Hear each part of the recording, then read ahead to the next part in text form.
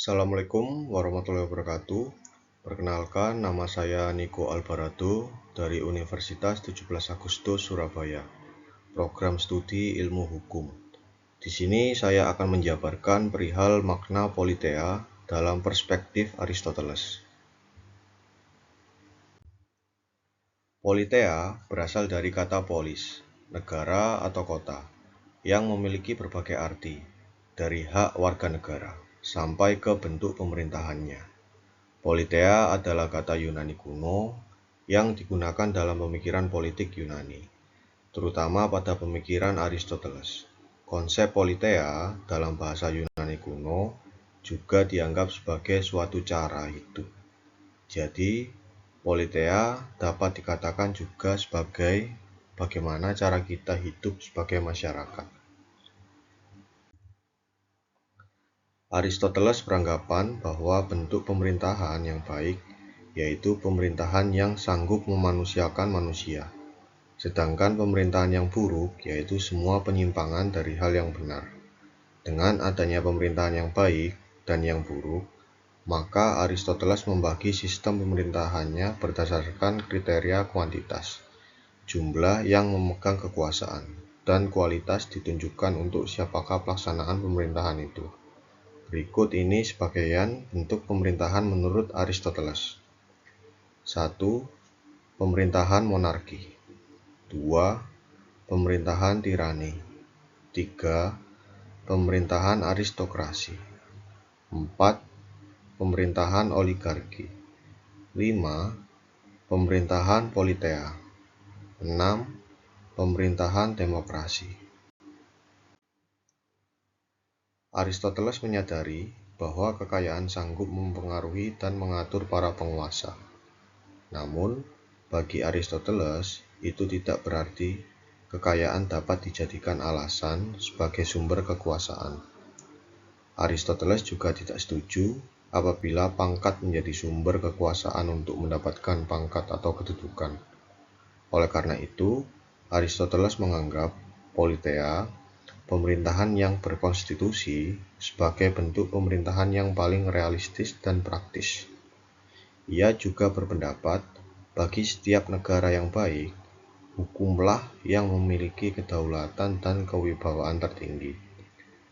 Asas politeia bahwa kekuasaan tertinggi ada pada rakyat, untuk kepentingan, kebaikan, dan kesejahteraan umum, dan dalam pelaksanaannya diatur oleh undang-undang. Menurut Aristoteles bahwa dalam kehidupan berbangsa dan bernegara, segala kebijakan dan pelaksanaannya harus berasal dari rakyat dan untuk rakyat, merupakan suatu gagasan, dasar, dan bersifat umum. Dalam pemerintahan politeia, hukum haruslah menjadi sumber kekuasaan bagi para penguasa agar pemerintahannya para penguasa itu terarah untuk kepentingan, kebaikan, dan kesejahteraan umum. Selanjutnya, Aristoteles menegaskan bahwa hukum sebagai sumber kekuasaan itu bukan hanya memiliki kedaulatan dan kewibawaan yang tertinggi, tapi juga harus menjadi dasar dan landasan kehidupan bernegara, baik bagi yang memerintah maupun yang diperintah, sehingga kedua belah pihak sama-sama memiliki kedudukan dalam hukum. Menurut Aristoteles, bila mana hukum menjadi sumber kekuasaan, berarti hukum juga memiliki kedaulatan dan kewibawaan tinggi. Maka ada 4 hal yang akan terwujud di dalamnya, yaitu 1. Hukum akan menumbuhkan moralitas. Hukum akan menumbuhkan moralitas, tata aturan yang mengatur baik atau buruknya perbuatan manusia, yang terpuji, dan keadaban yang tinggi bagi yang memerintah maupun diperintah. 2. Tumbuhnya moralitas yang terpuji, dan keadaban akan mencegah pemerintahan yang sewenang-wenang. 3. Ketiadaan pemerintah yang sewenang-wenang dari pihak penguasa akan menumbuhkan para peserta yang positif serta persetujuan dan dukungan yang menggembirakan dari pihak yang diperintah kepada pemerintah. 4. Pemerintah yang memiliki moralitas terpuji dan keadapan yang tinggi, yang tidak sewenang-wenang dan memperoleh persetujuan dan dukungan dari pihak yang diperintah, akan memerintah untuk kepentingan, kebaikan, dan kesejahteraan umum. Aristoteles mengatakan bahwa pemikiran orang banyak jauh lebih baik daripada pemikiran beberapa orang yang terbaik sekalipun. Kendatipun pemikiran tersebut bukan merupakan jaminan tercapainya kebenaran, tetapi sedikit banyak telah mengandung unsur kebenaran. Aristoteles juga mengatakan bahwa orang-orang yang memiliki senjata dan yang biasa mengambil bagian di dalam peperangan berhak untuk dipilih dan memilih dalam lembaga negara. Mereka merupakan kelas menengah yang menjaga kestabilan negara di antara kelas menengah yang bawah. Aristoteles juga mengatakan bahwa yang mungkin diwujudkan di muka bumi ini, yang penting adalah bukan mencari orang yang terbaik, melainkan menyusun hukum yang terbaik yang tidak hanya harus menjadi sumber kekuasaan dan pedoman bagi pemegang kekuasaan itu.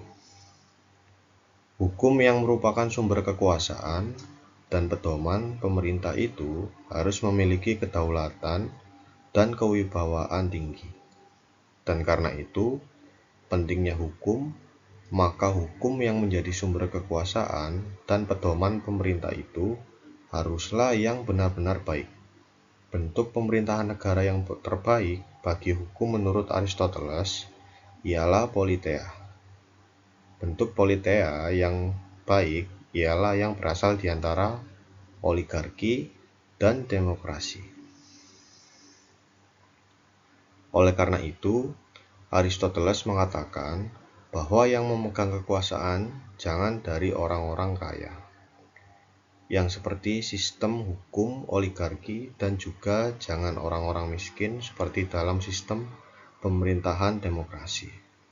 Yang menjadi penguasa adalah mereka yang golongan menengah yang sangat besar dan memegang kekuasaan dalam negara itu dan takut pada hukum, maka dapat dikatakan negara itu akan menjadi negara yang amat kuat dan sanggup bertahan dalam jangka waktu lama. Terima kasih, sekian dari penjelasan saya. Sedikit kurangnya mohon maaf. Selamat malam teman-teman.